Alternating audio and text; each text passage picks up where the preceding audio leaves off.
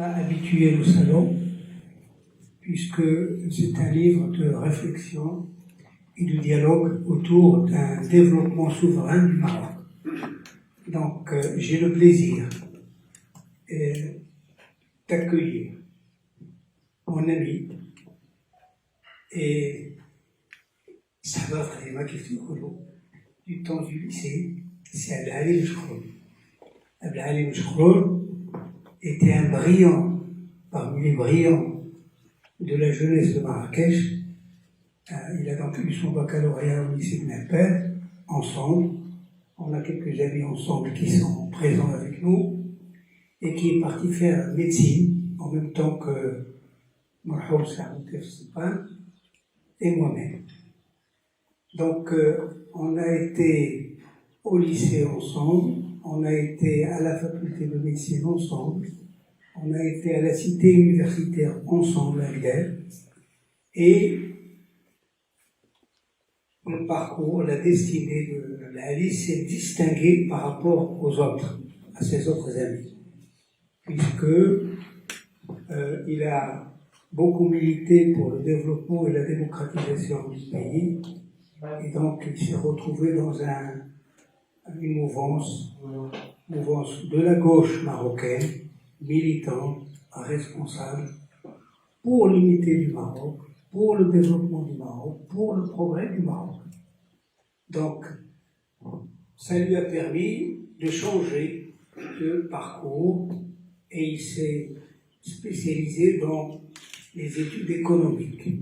Il a donc eu une licence avec brio, il a eu un DES et il est devenu un expert en matière d'études économiques et de projets de développement. Donc, le livre que nous avons cet après-midi entre nos mains est parmi ses longues contributions, aussi bien à la réflexion qu'aux propositions concrètes. Propositions de développement, propositions de démocratisation, propositions d'un État souverain,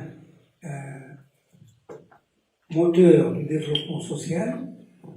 Et donc, avec Leïla, qui va vous faire sa lecture du livre. Le livre est présent, et je remercie Madame Azzali de nous l'amener, pour ceux qui ne l'ont pas encore eu. Réflexion ouverte pour un développement souverain au Maroc. Donc, ce n'est pas, j'allais dire, un plan ou un programme, mais ce sont des réflexions qui suscitent l'intérêt. C'est ça le plus important dans cette contribution que je trouve très particulière et très spéciale.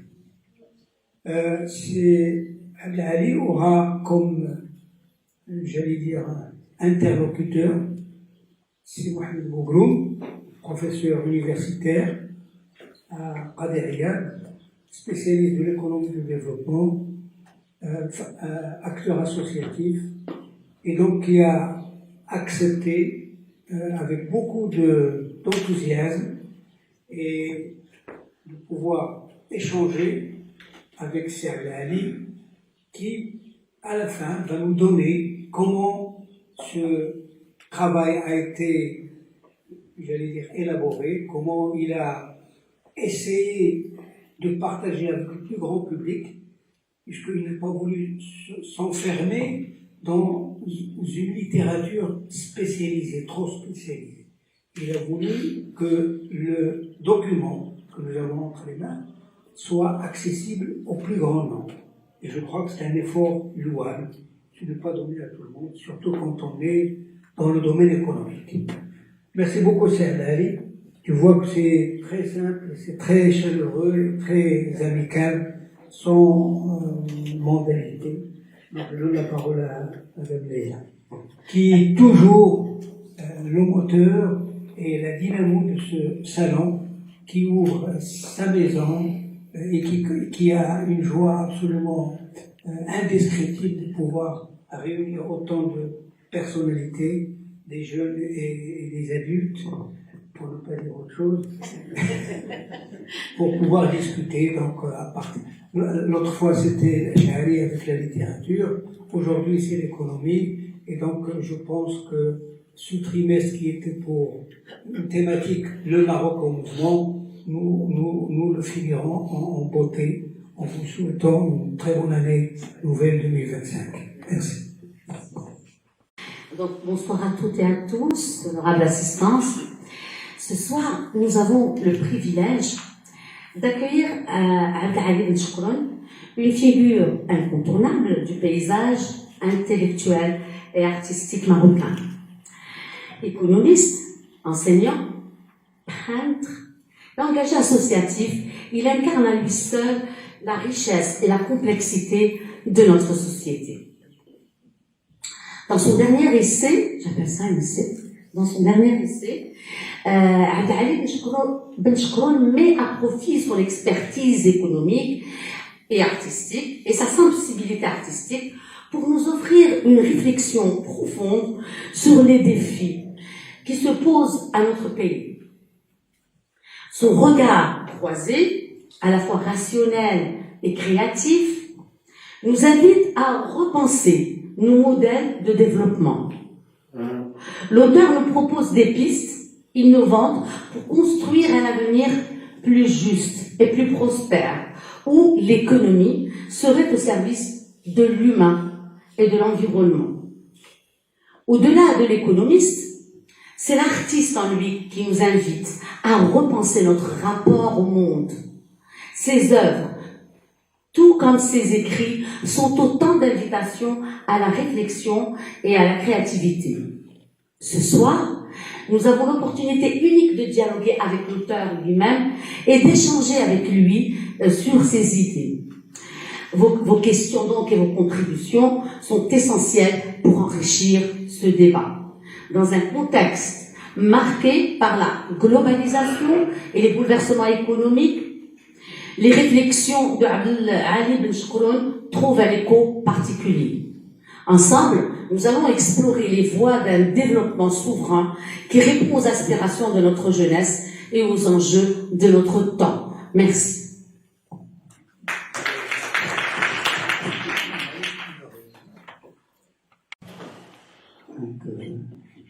Shukran jazilan.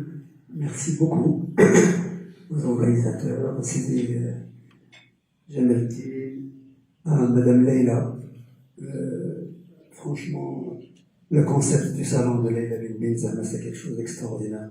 C'est une très grande valeur ajoutée pour le paysage intellectuel à Marrakech, et même au Maroc. Donc bravo d'abord pour cette initiative, pour la continuation de l'initiative du salon. Franchement, شي حاجة اللي هي رائعة لأنه في مراكش وفي المغرب محتاجين النقاش والحوار. C'est très très important pour les espaces de dialogue qui sont tellement rares malheureusement. Je parle des espaces de dialogue sérieux, etc. Donc encore une fois, merci. Donc réflexion ouverte pour un dialogue, pour un développement souverain au Maroc. D'abord, justement, elle s'inscrit dans le cadre du débat et de l'appel au débat.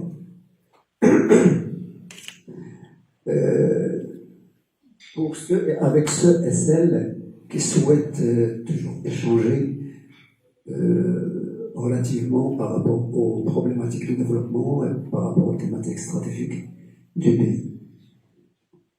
Débat où malheureusement on constate qu'il y a un déficit au niveau national et au niveau de notre région. Donc, développement souverain, pour moi, c'est d'abord et c'est surtout qu'il y a effectivement un déficit de souveraineté. Il y a un déficit de souveraineté, qu'on le dise clairement. Il y a des choses qui se passent bien dans le pays, et même du point de vue de la souveraineté, par exemple, je parle de l'unité territoriale et nationale.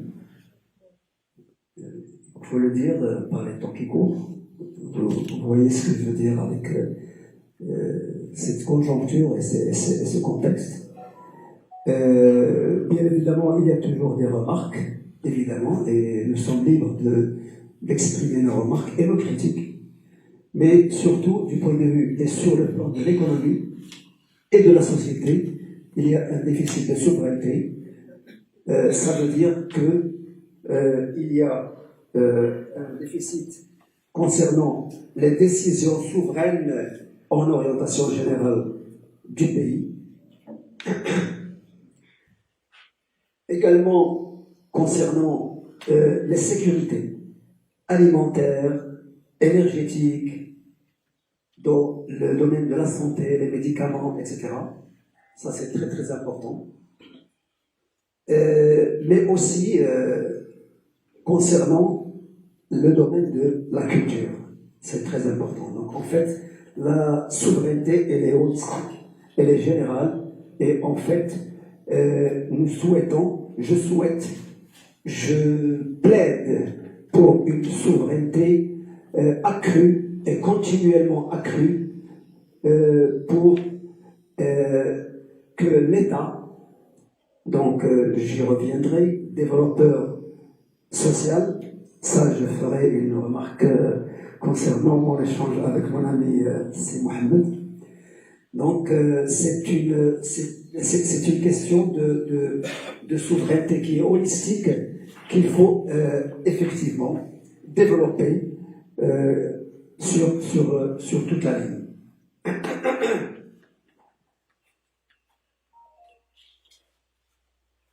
Donc en fait,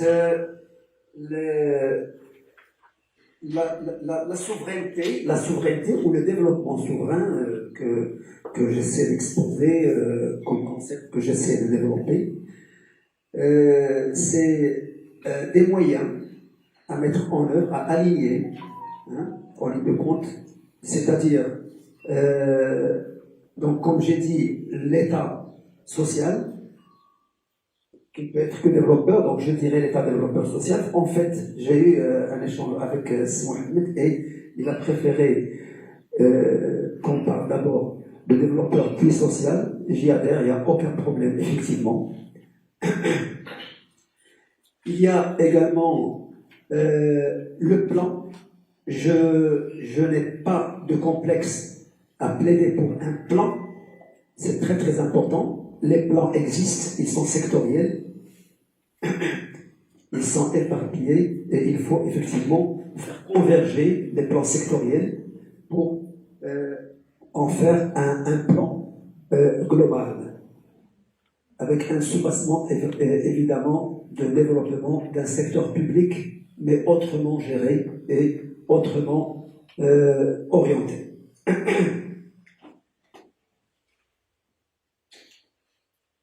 La souveraineté passe également, naturellement, par une industrialisation souveraine. L'industrie au Maroc se développe. Il y a un chapitre dans lequel je traite l'automobile et l'aéronautique, qui sont d'une certaine importance. Mais ce que je discute, c'est les formalités ou les degrés, si on veut, d'intégration des filières automobiles et aéronautiques, qui sont, à mon avis, à mon sens, insuffisantes. C'est-à-dire que, pour moi, la souveraineté industrielle, elle passe naturellement par une appropriation de la technologie. C'est fondamental et c'est un thème qui m'interpelle, qui m'a toujours interpellé et qui est absolument essentiel et vital. Et là, il y a une carence importante à ce niveau-là. C'est pas qu'il n'y a pas de progrès, il y a certains progrès. On pourrait en parler. Je ne vais pas parler longuement, mais on pourrait en parler dans la discussion.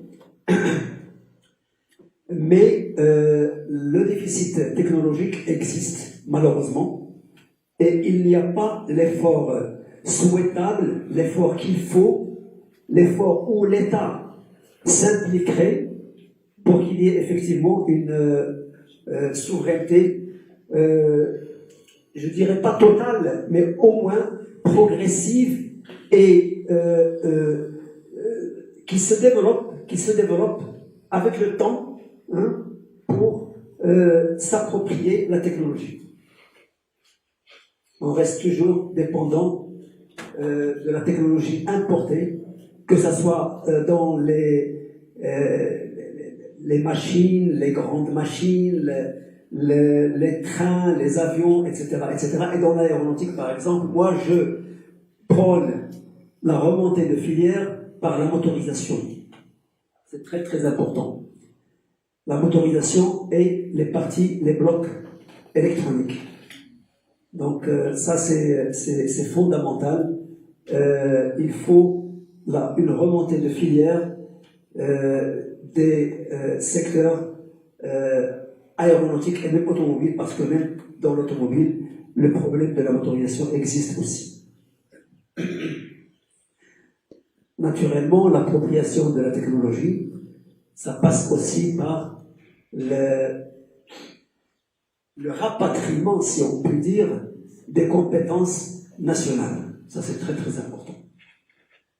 C'est clair que nous rencontrons tout le temps des compétences énormes dans tel ou tel laboratoire, telle ou telle firme multinationale, tel ou tel institut de haute technologie dans tel ou tel pays, en Asie ou en Amérique, etc. Donc, faire en sorte d'intéresser ces jeunes, ces compétences et même ces savants pour contribuer au développement industriel et industrialisant du pays, c'est quelque chose d'extraordinairement important. Donc, je ne veux pas être trop long pour laisser quand même la parole à C. Mohamed Bougroum pour un débat certainement contradictoire un peu, c'est sûr, et c'est ce que je veux, c'est ce que je recherche moi-même. Mais l'important, c'est que pour également aligner les moyens qu'il faut pour ce développement souverain, il faut ajouter évidemment une autre volonté politique et d'orientation générale du pays, de l'économie du pays et de la société même, qui s'impose également, et donc dans le chapitre de la technologie et de l'appropriation de la technologie, renégocier les termes de partenariat avec les pays, que ce soit donc de l'Occident ou la Chine même, ou la Russie ou autres, pour réajuster les termes de convention et de collaboration au niveau commercial et au niveau technique et technologique. C'est très important. Je rappelle que la Chine, par exemple, il y a longtemps, lorsqu'elle a acheté le premier TGV, elle a imposé à la France, par exemple, que le deuxième TGV soit construit par la Chine, par les compétences chinoises elles-mêmes, par exemple. Mais on peut aligner tous les exemples qu'on veut.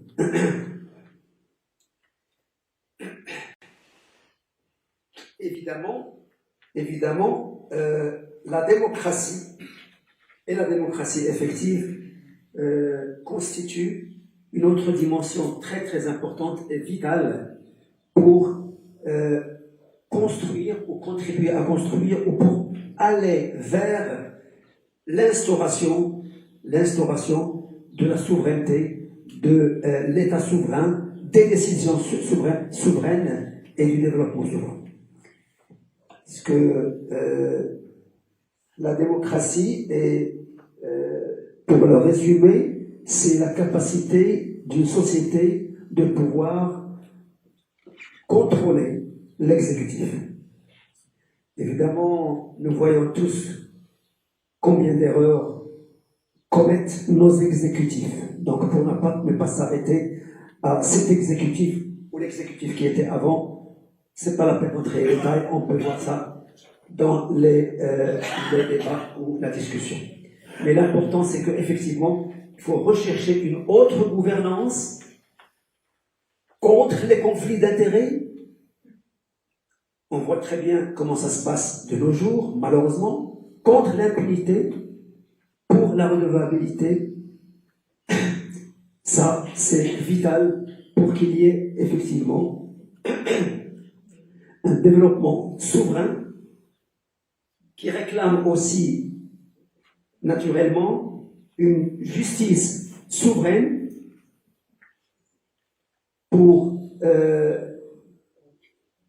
vraiment tranquilliser même l'investisseur, qu'il soit national ou étranger. Et là, je ne vais pas m'attarder sur les IDE, les investissements étrangers, mais on pourra en parler parce que là aussi, l'État souverain, l'État développeur souverain, à mon avis, évidemment, il devrait rajuster les relations avec même ses investisseurs étrangers. Donc, je ne vais pas être plus long, mais l'ouvrage, il se propose de discuter d'abord l'état développeur social, donc voilà, ça y est, j'adhère déjà à ta remarque que je trouve très pertinente. L'énergie, donc j'ouvre une parenthèse concernant la Samir, qui reste un chapitre douloureux, un chapitre économique douloureux. هذا الشيء اللي هو خطير جدا باش انه لا سمير تبقى يعني بحال شي كاتدرائيه في الصحراء. ملايير انها يعني مجمده في الوقت اللي يعني كانت الخصاصه ديالها يعني فصل خطير ومؤلم بالنسبه للاقتصاد التاريخي ديال المغرب في الخصاصه ديالها. والكوارث اللي جات يعني من بعد مع هذاك العمودي، هذاك السيد اللي كان يعني خلق لنا الان مشاكل خطيره، وطبعا انه تخلقات مشاكل اللي هي يعني كبيره جدا على المستوى الاجتماعي والاقتصادي، ولا حتى على المستوى ديال الجيوب ديال المواطنين، لانه حنا كنشوفوا جميعا كيفاش انه الغلاء اللي كان يعيش الان المغرب بجزء لا باس به مرتبط بسعر المحروقات اللي هو مرتبط بالكارثه الوطنيه الاقتصاديه الوطنيه ديال المسامير ديال المصفات ديال النفط المحمديه. طبعا ان الفصل الثالث هو على الاندستري، ما غاديش نرجع لهذه القضيه هذه، ولكن بغيت غير نسجل ملاحظه بسيطه، هي انه au-delà de l'aéronautique et de l'automobile, je souhaite, mais juste comme avant-goût, parler d'un autre secteur dont je développe des réflexions dans un livre qui va sortir bientôt. Ça sera en arabe. Le secteur des semi-conducteurs. Je ne m'attarderai pas beaucoup, mais je dirai juste un mot. Les semi-conducteurs, c'est un secteur qui est en train de pratiquement faire mûrir la guerre froide actuelle entre la Chine et les États-Unis, qui va éclater en guerre réelle incessamment. Vous allez me dire pourquoi. À Taïwan qui est une partie de la Chine, اللي قرأت تاريخها المسألة هذه باينة في 1949 فاش مو تسيتون بدا الثورة ديالته، ناض واحد الخائن اللي هو تشي كانشيك هرب لفورموزا هي تايوان، ودعموه يعني هاد الغربيين لا أقل ولا أكثر، واعترفوا به في الوقت اللي يعني الصين اللي هي ان بيي كونتينون ناتوريلمون يعني نجح واحد التغيير اللي هو ما عنده علاقه مع الاوضاع ديال الغرب كيف هي كاينه وكيفاش كنعرفوها، ولهذا انه بقى واحد العدد ديال الدول يعني تاركين هاد تايوان. فورموزا ديك الساعه كانت كتسمى يعني كجزيره خليناها يعني ك يعني شوكه قريبه يعني للجسم الصيني. اللي وقع هو انه وقعت تطورات اقتصاديه وصناعيه خطيره، بحيث ان الان كاين هناك مصانع ديال لي سيمي كوندكتور من اكبر ومن اهم المصانع ديال لي سيمي كوندكتور في العالم. وهذا هو l'enjeu économique industriel technologique qui fait attiser la guerre actuellement entre d'abord et surtout la Chine et les États-Unis, et que les États-Unis ne veulent pas accepter du tout. Et juste, je veux dire une chose, هل les semi-conducteurs هما أهم المكونات اللي كاينة في جميع ما يكون، سواء طائرات أو لا سيارات أو لا يعني قطارات أو لا آلات أو لا انترنت أو لا الهواتف اللي غادي كتولي ذكيه اكثر ولا الاقتصاديات الذكيه الى اخره، ولا ما يسمى بالمدن الذكيه ولا الادوات الذكيه الى اخره الى اخره. Maintenant, l'enjeu, il est extraordinairement grand et fort. Donc, en fait, juste une chose, j'ai eu l'occasion de rencontrer un très grand technicien marocain qui travaille aux États-Unis. Il est parmi 3 personnes dans le monde qui ont construit les machines, qui conçoivent et qui construisent les semi-conducteurs qui font qu'il y aura une guerre entre l'Occident et la Chine. باش نعرفوا كيفاش انه لي كومبيتونس ماروكان فين موجوده بارتو سوف لو ماروك. وهنا لو ديفيسيت ديال السوفرينتي مالوروزمون، هذا هو المشكل. Qu'est-ce que nous faisons, qu'est-ce que fait l'État marocain pour ne pas attirer, pour ne pas faire venir et rapatrier nos compétences et nos savants marocains. Le 4e chapitre, pour moi, c'est l'ESS, l'économie sociale et solidaire. Je parle souvent et je traite souvent ce domaine-là, ce secteur-là, que je trouve très important parce qu'il est colporteur d'un certain nombre de valeurs sociales et du patrimoine culturel national et historique national, et qui est mal compris ou mal exploité en tout cas, souvent exploité de façon folklorique, malheureusement. J'ai horreur, personnellement, de l'exploitation folklorique de ce secteur-là. Et ça, on a tout un débat qu'on pourrait lancer à ce niveau-là. En dernière analyse, il y a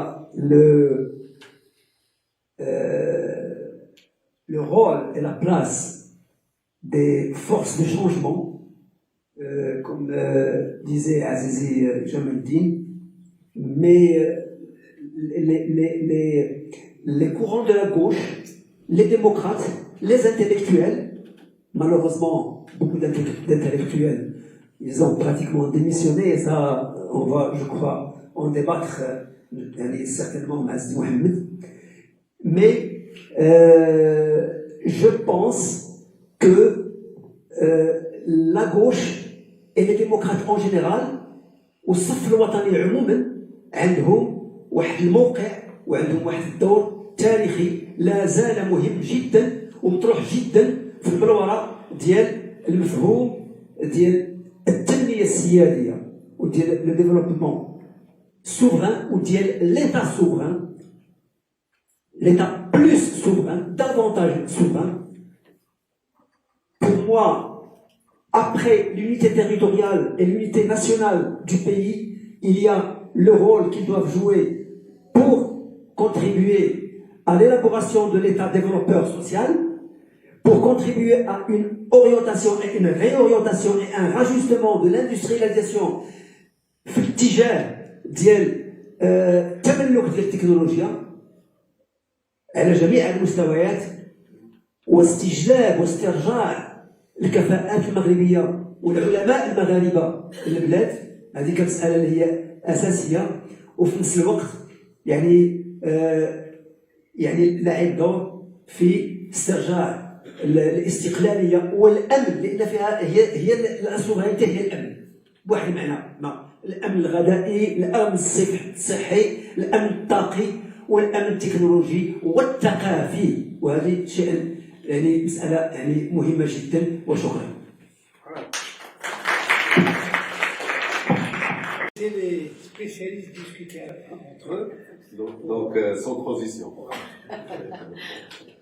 En tout cas, un grand merci pour Madame Binbin, aussi Dr Ahmadi, de m'avoir associé à ce travail, à cette discussion, et de nous avoir invités à cet espace un peu spécial et extraordinaire d'échange.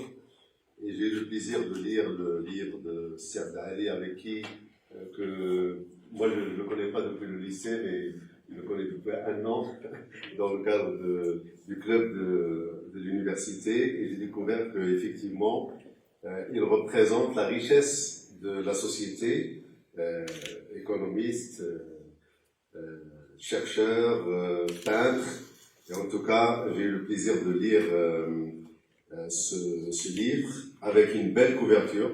Donc je vous invite d'abord à admirer la couverture, à apprécier, parce que c'est vraiment très très bien. Et je le félicite pour son travail, d'autant plus que bon, il a, en tout cas de mon point de vue, de ma petite perspective, il m'a en tout cas ouvert l'esprit à un nouveau concept, qui est le concept de développement souverain. On nous rabâche dans le discours officiel ou dans le discours dominant des différents concepts de développement, mais je pense que ce concept est très important et s'applique vraiment, il est holistique, il s'applique vraiment aux vrais enjeux de développement au Maroc. Donc j'adhère totalement à cette ouverture, à ce concept, et je pense que c'est un concept qu'il faut challenger, par le débat, et c'est là un peu mon rôle. Moi je pense que je suis d'accord sur le concept. Je trouve aussi l'approche holistique de Siad Ali est très importante, puisqu'il parle à la fois des secteurs, disons, de technologie, des enjeux de technologie qui sont les enjeux actuels et mondialisés, mais il n'oublie pas aussi l'économie sociale et solidaire, et donc il est sur toute la chaîne de réflexion, de développement, et ça c'est un point important. Il distingue, comme il l'a dit, en tout cas dans cette réflexion qui peut évoluer, des aspects d'abord, quel est le rôle de l'État, d'autant plus que maintenant on a un débat sur la mise en place de l'État social. Donc quel est le rôle de l'État? Est-ce que c'est un État social ou un État développeur? Et je pense qu'il faut d'abord être un État développeur pour créer la richesse avant de vouloir la distribuer, parce que si on est uniquement État social, ben on peut, et malheureusement c'est la tendance actuelle, on peut, disons, donner à tout le monde la carte de la sécurité sociale et de la couverture sociale, mais derrière il n'y a pas de service. Derrière, il n'y a pas de service, puisqu'il n'y a pas de création de richesse qui finance les offres de services. Donc je pense il faut d'abord que l'État soit un État développeur, avec une perspective sociale, bien sûr, dès le départ. Parce qu'il ne faut pas non plus être dans la logique de la Banque mondiale en disant l'économie va first et ensuite le social va venir. Non, il faut penser les choses d'une manière, le social et l'économie, et je pense, Madame Leila a dit, il faut que l'économie soit au service de la société. L'économie est importante, mais il faut qu'elle soit orientée vers le service au service de la société.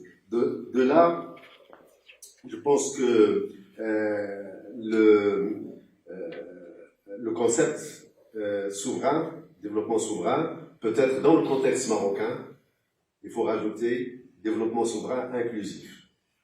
Pourquoi? Parce que on devrait, dans le souverain, tout le monde, ça dépend de la position de chacun dans la chaîne de valeur ou dans la chaîne de création.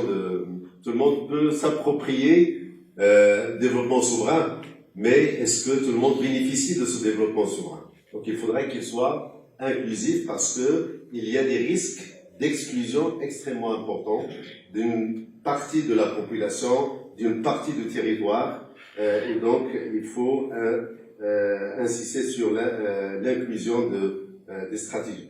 Donc la première, disons, remarque, disons, question de débat, moi je pense que ce travail devrait d'abord questionner, peut-être au niveau de la conclusion, en tout cas ce que j'ai pas trouvé, c'est de dire, est-ce que les choix stratégiques qui sont faits, est-ce que les choix stratégiques, ce n'est pas des choix à court terme, c'est des choix qui engagent le pays peut-être sur des autoroutes sur lesquelles peut-être il n'y a pas de bifurcation. C'est très difficile de faire marche arrière. Et donc, est-ce que les choix stratégiques sont compatibles avec la notion de développement souverain? Moi, je dirais que beaucoup d'indicateurs montrent que des choix stratégiques nous éloignent dans la réalité de cette dynamique de développement souverain. Et on va trouver, et c'est là aussi il y a le risque, c'est que ce développement souverain, on va le trouver dans le discours officiel, dans le discours dominant. Donc nous, en tant que chercheurs et des agents de développement, est-ce qu'il y a quelque chose de consistant dans le discours officiel donc c'est pour ça que je pense qu'il faut interroger les choix stratégiques. Ça, c'est le premier élément, et on reviendra peut-être sur ça. Deuxième élément, moi je pense que tout débat sur le développement dans un pays doit être contextualisé par les enjeux démographiques. Parce que s'il n'y a pas de démographie, on va parler de développement souverain de la Chine, comme au Maroc, comme au Mali, donc la dimension démographique est très importante. Et la structure et l'évolution démographique au Maroc pose des problèmes, des enjeux vraiment réels.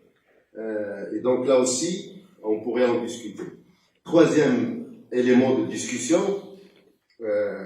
c'est en fait quand on compare l'image donnée par Saad Ali sur le développement souverain avec les dimensions qu'il a choisies, quand on les compare avec la réalité actuelle, on est très loin de toutes les dimensions. La dimension état social, on est très loin.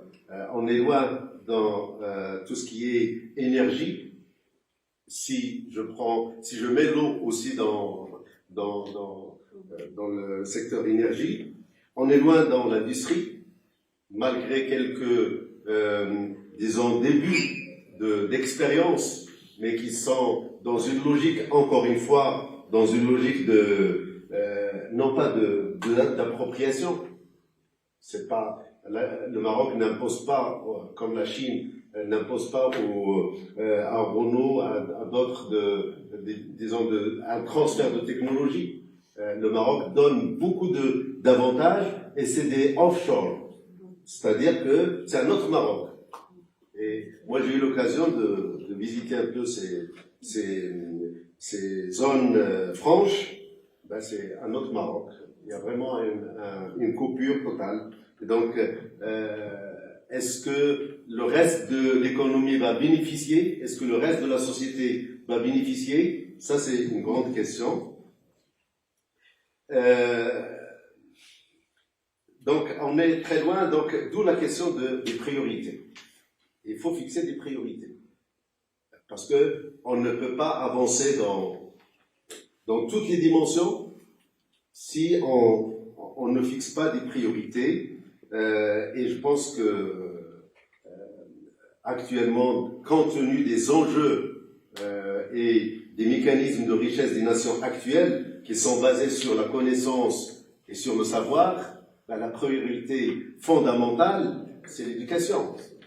Et quand on voit que on a eu les derniers chiffres du recensement, que 60 ans après l'indépendance, on est encore à 25% d'analphabètes de base déclarés,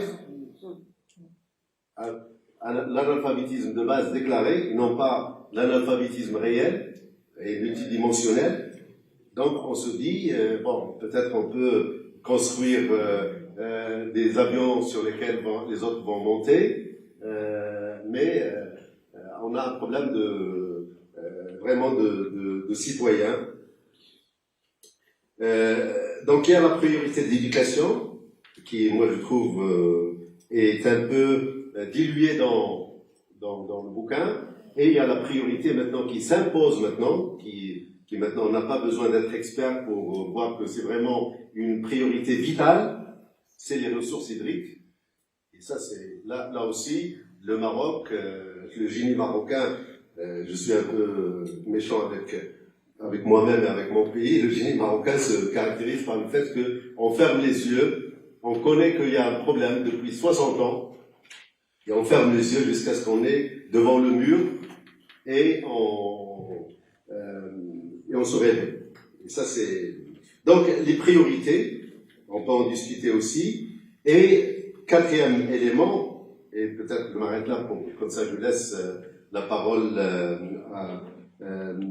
la salle. La quatrième dimension, enfin quatrième interrogation, que j'ai pas trouvée ici, j'ai trouvé grosso modo que la situation actuelle mérite d'être améliorée. J'ai aussi trouvé vers quoi on veut aller, c'est le développement souverain, mais la question c'est comment. Le comment qui manque, et je pense que ce n'est pas le problème du Maroc. Le Maroc est un pays très riche, mais plein de pauvres, plein de disparités. Donc, c'est pas un problème de moyens, ce n'est pas un problème de moyens, c'est un problème de méthode. Effectivement, c'est un problème d'abord de volonté politique, mais à croire, et je veux bien encore à croire le discours officiel, il y a la volonté. Mais pourquoi? Je prends deux exemples de secteurs sur lesquels j'ai travaillé un peu, à la fois l'emploi et l'éducation. Il y a une volonté affichée, on met les moyens et on ne réussit pas. Donc il y a un problème de méthode, il y a un problème de comment. Et donc ça c'est... et moi je termine, et ça c'est un petit peu un challenge, là où je ne suis pas d'accord. C'est une anecdote, mais quand même c'est très important. Dans le livre, Ali parle de l'organisation du mondial comme une opportunité de développement. Moi, je pense que, en tout cas, mon point de vue, l'organisation du mondial fait partie des choix stratégiques qui sont faits pour aller vers l'économie de la futilité, l'économie de l'inutilité. Et ça, c'est l'orientation la plus dangereuse au lieu d'orienter les synergies, les moyens vers des choses qui produisent de la richesse, on oriente les moyens vers des choses qui ne produisent pas de la richesse et qui inhibent la volonté créatrice des gens. Et donc, je pense qu'il y a cette notion. Moi, je pose, c'est pas que je pose, mais je challenge ta notion de développement souverain par la notion de l'économie de l'inutilité et de la futilité. C'est des choix malheureusement stratégiques qui sont faits et qui peut-être, si on ne fait pas attention, vont submerger le subconscient, disons, des intellectuels. Merci beaucoup. Bravo. Merci beaucoup. Je crois que c'est quand même assez spécifique. C'est de la réflexion concernant l'économie, c'est-à-dire la vie d'un pays, la vie d'une société. C'est ça l'économie. Comment on vit, avec quoi, dans quel but, avec quel style, avec quels moyens. Et je crois que ça sort de ce que nous avons l'habitude de discuter ici dans le salon, et je crois que c'est un mérite, c'est une ouverture. Autour de moi, j'ai en face de moi Madame professeure Ali Fatima, qui est également un économiste spécialiste du développement. J'ai devant moi c'est Mustafa Yousfi, qui est un professeur d'agronomie très engagé en matière de développement rural et de développement de l'agriculture du Maroc. J'ai avec moi c'est Al-Khalq Farahi, ingénieur des ponts et chaussées, qui sait ce que ça veut dire l'infrastructure pour permettre le développement du pays. On a avec nous c'est Ahmed Mourad, ancien délégué au plan, qui a fait beaucoup de travail concernant notre région en particulier. J'ai également Sahel Chabouli, qui est professeur universitaire, acteur associatif de premier choix, et qui s'intéresse à ces problématiques de développement, puisque la société civile veut d'abord développer l'élément humain. J'ai également en face Si Mohamed Mo, professeur de philosophie et membre créateur de notre structure, Madame Fatima Zahra Iflahem, membre actif du salon et également universitaire et agent de développement et de, j'allais dire, qui fait secouer les arbres. C'est Abdelghani Zerikin qui revient à Paris après un long séjour là-bas et qui va aussi s'intéresser à ces questions parce que pour lui, bien que mathématicien, pour lui l'économie est quelque chose d'essentiel. C'est Abdelrazak Mchaban, l'ethnobotaniste et l'artiste et un des fondateurs du salon. Je crois qu'il y a pas mal de personnalités qui vont pouvoir interagir avec ce que nous avons entendu ce soir. Et ce n'est pas quelque chose j'allais dire, on est dans la réflexion, on est dans le dialogue. On n'est pas dans la directive. Donc si vous le voulez bien, je ne sais pas, je demanderai à Sahel, puisque tu es sous ma main. Cet ouvrage très intéressant, donc, qui a demandé beaucoup de travail de recherche et qui, comme disait Simon Bourgogne, soit un peu d'ordinaire. Donc je vais essayer en tant que praticien, peut-être par des formations professionnelles, de faire quelques observations. Ce ne sont nullement des critiques, mais des observations, ou même, si vous voulez, des suggestions. Et je commencerai par l'État développeur social. C'est peut-être quelque chose qui convient aux pays en développement, qui veulent émerger, certes, parce que c'est grâce à ce type de développement que l'État joue le rôle de contrôle et de gestion, de stimulation du développement, bien sûr en assurant la justice sociale. Tous ces termes-là sont importants, mais il faudrait tenir compte du contexte marocain, parce qu'on est arrivé à un stade de développement avec des spécificités. On ne peut pas tourner la page tout de suite.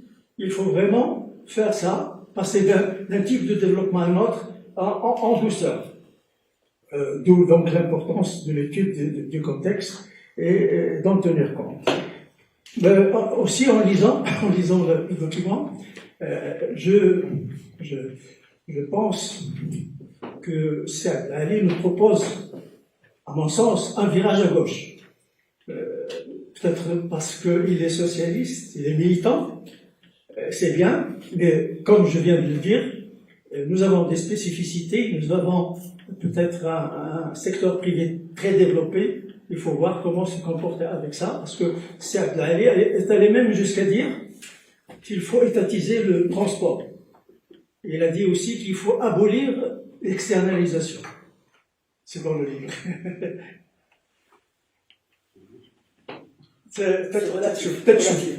Relativement. Donc, il est aussi, ça m'a donné l'impression que on est en train de parler d'un État centralisé. Surtout que on n'a pas parlé des politiques de déconcentration et des politiques de décentralisation. Parce que c'est tellement important et que la décision ne doit pas être centralisée. Et d'ailleurs, aujourd'hui, il y a une rencontre sur la régionalisation avancée à Tanger, et c'est très important. Oui, exactement, c'est très important. Et puis aussi, sur un point, un autre point qui me semble aussi important, c'est la lutte contre les disparités. La lutte contre les disparités, c'est quelque chose de très important, c'est peut-être un phénomène qui grève le développement du pays, parce que malheureusement, ça va en s'aggravant. Donc, il faudrait vraiment, je pense, parce que Saad Ali a parlé de beaucoup son document est un gisement d'idées, mais il y en a qu'il faut décortiquer davantage, peut-être dans le cadre de débats. Et chacune des idées peut faire l'objet d'une thématique à part. C'est très important. Donc, je disais que la lutte contre les disparités sociales, bien sûr, est géographique, territoriale et sociale. Normalement, je m'attendais à ce que ça parle un peu des outils qu'il faut. Les outils qu'il faut pour aller justement dans le sens de ce comment dont parlait Mohamed. Je suis resté sur ma soif, surtout en ce qui concerne l'aménagement du territoire. Parce que l'aménagement du territoire, c'est un outil très très important, c'est lui qui permet d'organiser, d'utiliser et de développer l'espace. Et normalement, quand on n'a pas un aménagement du territoire convenable qui tient compte des spécificités territoriales, on n'est pas certain d'avoir les moyens de réduire ces disparités. Peut-être aussi la planification stratégique décentralisée. Ça aussi c'est important parce que c'est elle qui va fixer un peu le rôle des autres acteurs qui sont les collectivités territoriales et les services déconcentrés. Et là, ils ont un rôle important aussi. Et actuellement, il y a des difficultés, il n'y a pas un transfert de compétences, et c'est des choses qu'il faut faire évoluer pour pouvoir donc planifier stratégiquement au niveau territorial. Je reviens un peu sur le mondial. C'est Mohamed a parlé du mondial, de l'organisation du mondial, un peu méchamment, je dirais. Mais il y a un volet positif. Peut-être si on regarde du côté uniquement football, oui, on peut dire que c'est futile sur le plan économique, mais ça va générer des fonds, ça va générer des infrastructures, etc. Mais la question qui se pose, et celle-là se pose à Saad Ali, c'est comment il va contribuer à la réduction des disparités. Et est-ce qu'il ne va pas accentuer les disparités, puisqu'on va focaliser sur les villes qui vont abriter ce tournoi. Enfin, au niveau de ces disparités, Saad Ali parle avec le cœur d'un pacte social. Pacte social, et la question qui se pose, est-ce que nous sommes mûrs pour un pacte social? Est-ce que notre contexte accepte et induit des engagements qu'il faut quand on a un pacte social? Est-ce qu'il faudrait peut-être des lois? Il faut une reddition des comptes? Il faut le potin et la carotte. Un pacte social, c'est peut-être pour des sociétés développées, mûres et conscientes, parce que nous avons un problème de ressources humaines. Je vais parler d'un exemple tout à l'heure. Alors, le volet démographique. Le volet démographique, c'est très important, c'est Mohamed l'a rappelé. Il faut dire qu'en général, on parle de stress hydrique, mais on ne parle pas de stress démographique, de stress de reproduction. nous savons que la fécondité n'a pas cessé de baisser depuis le premier recensement. Actuellement, on est à moins de 2 enfants par femme. Et 2 enfants par femme, ce n'est même pas le seuil de recomposition de la population, de stagnation de la population. Il faut 2,1 enfants par femme pour qu'on puisse se stabiliser. Nous ne parlons pas de... Donc, l'aspect démographique est important. La pyramide est suivie de mutations très très importantes et la proportion des seniors augmente. Et tout cela a des impacts et des répercussions sur l'approche et les méthodes de développement. Alors, il faudrait peut-être penser comment infléchir, parce que c'est un phénomène très, très délicat. Les pays de développement, actuellement, ils ont essayé plusieurs techniques, des primes, etc. Ça ne marche pas. C'est des comportements rétifs qui ne peuvent pas être vidés. Et je pense que notre spécificité encore plus, il faut l'étudier pour voir comment encourager la reproduction. Au Japon, tout récemment, qu'est-ce qu'ils ont fait? Ils ont réduit le temps de travail, dont vous parlez pour l'économie, je vais revenir rapidement sur ça, et ils ont réduit le temps de travail par semaine à 4 jours. Mais c'est des gens sérieux, quand ils travaillent, quand ils sont au travail, ils travaillent. Bon, donc, cela, je vais revenir sur ça peut-être lorsque je parlais du temps de travail que vous proposez. Justement, au niveau de l'emploi. Au niveau de l'emploi, vous avez fait plusieurs propositions, outre l'encouragement des entreprises et tout ce que fait l'État. Vous avez parlé de l'augmentation des cotisations patronales. Je vais un peu dans les détails, mais c'est important. Vous avez parlé également de la réduction du temps de travail. Mais je pense que, toujours est-il que le contexte marocain est un peu spécifique, il faut l'étudier. Quand on dit qu'il faut augmenter les cotisations, il faut penser aux répercussions. Parce que, en général, ça c'est un point de vue personnel, quand l'État fait des subventions, par exemple, quand l'État, par exemple, élimine la subvention là, sur la caisse de compensation, cela veut dire qu'il va faire un ciblage direct. Donc, et les gens qui vont être touchés, pour lesquels on a prétexté ce genre d'action, c'est les producteurs, les grands consommateurs. Si on parle par exemple du gaz, on sait qu'il y a des producteurs qui, etc., et on se dit, si on augmente le prix, on enlève la date, il n'y aura pas de problème, on subventionne les gens, et il y a 2 dégâts au moins. La classe moyenne qui va souffrir, et deuxièmement, chaque augmentation des inputs, elle est répercutée sur le consommateur. Donc, c'est une façon détournée de ne pas payer ce truc-là. Donc, vous m'avez compris. Alors, la réduction du temps de travail. La réduction du temps de travail aussi, spécifique au Maroc, c'est difficile de parler de ça. Je pense qu'il faut faire des tests, il faut étudier, il faut des études approfondies. Bon, un petit exemple. Une jeune architecte, je parlais avec elle, qui travaille avec l'État, elle m'a dit, moi, je suis tranquille.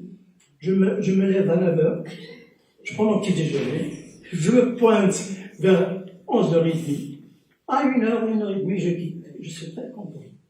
Donc, vous voyez, donc, c'est le problème des ressources humaines, des valeurs.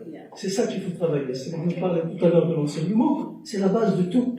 C'est là où il faut vraiment un travail important, et là, toutes les réformes vont peut-être passer aussi, puisque je parle de réforme, ça a parlé beaucoup de réforme de la fiscalité. Je voudrais avoir son avis sur ça. Est-ce que c'est l'extension, c'est la baisse des taux, c'est quoi? C'est exactement comment vous voyez ça, cette réforme, parce que c'est à la mode maintenant, mais j'aimerais avoir votre idée là-dessus.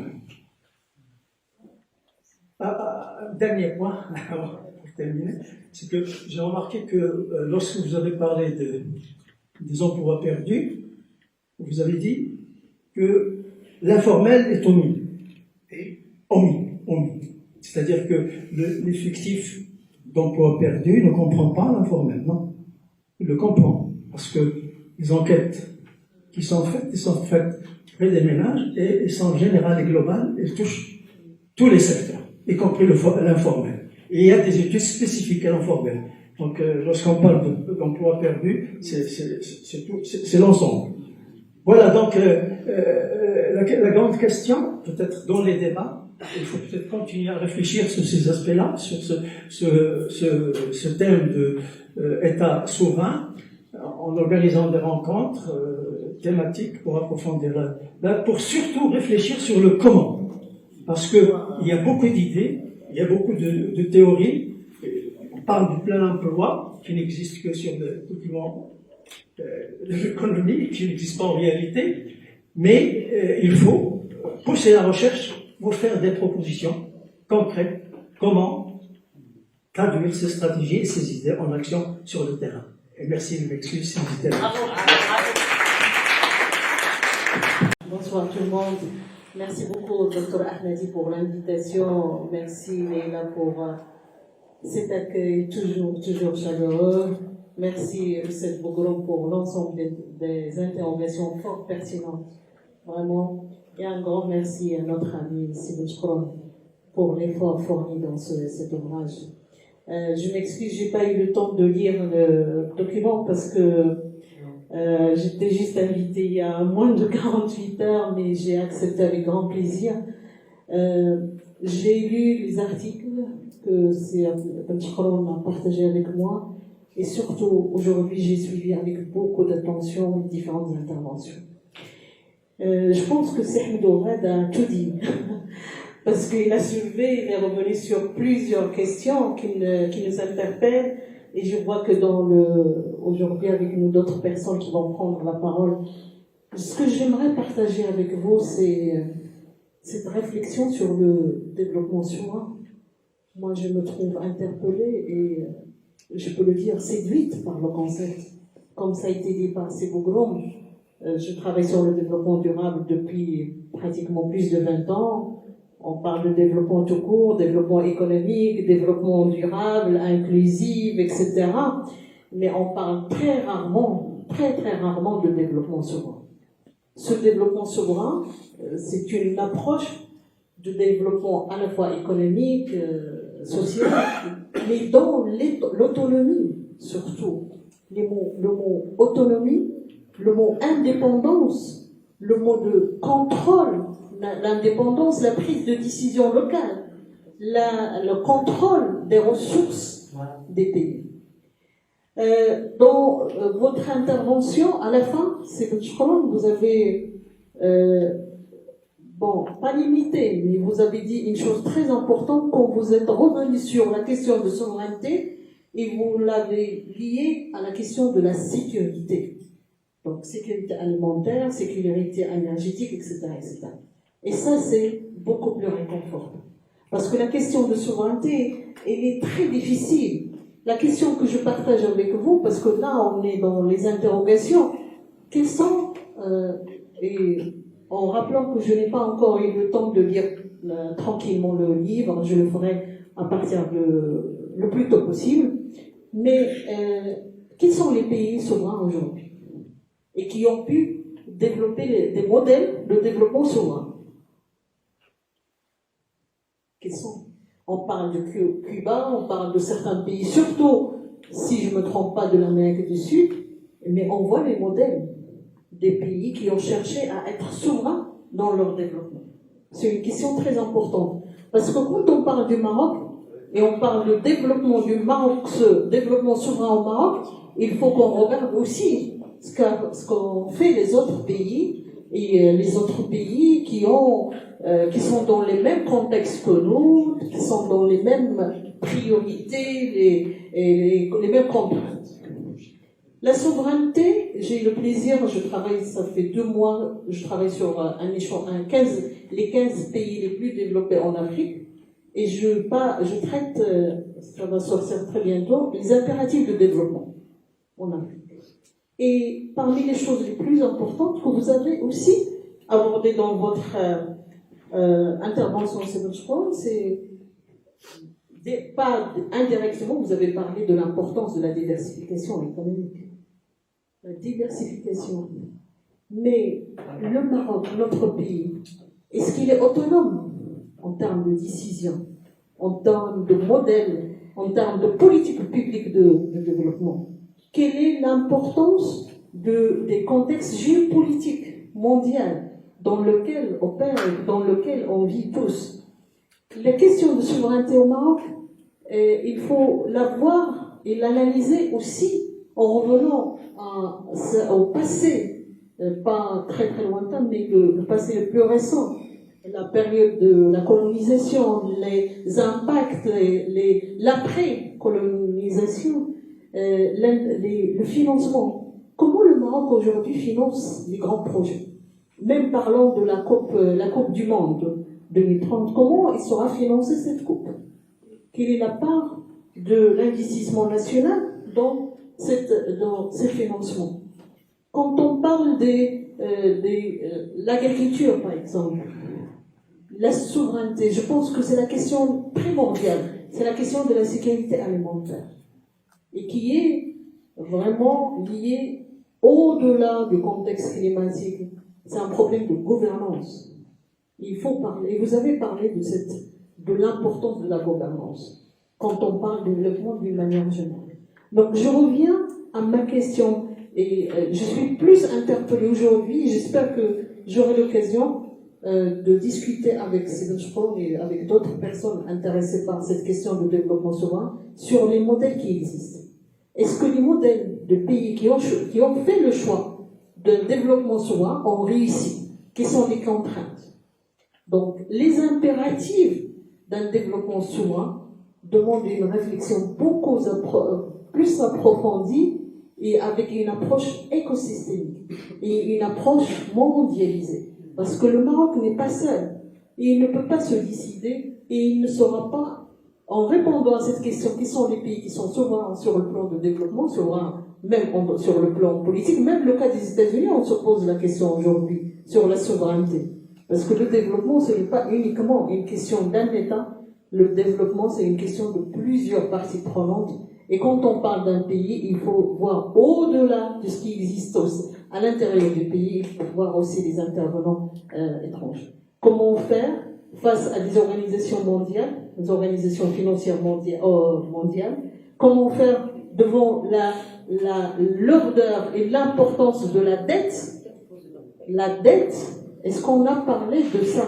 La question de la dette par rapport à la question de souveraineté. Donc beaucoup de questions, mais je trouve l'initiative extraordinaire et je vous félicite parce que ça nous interpelle pour aller passer à autre chose que le modèle de développement durable, l'agenda 2030, l'agenda, etc. Et parler de la souveraineté parce que ça, c'est la vision de long terme qu'il faut qu'on priorise. Et je vous remercie.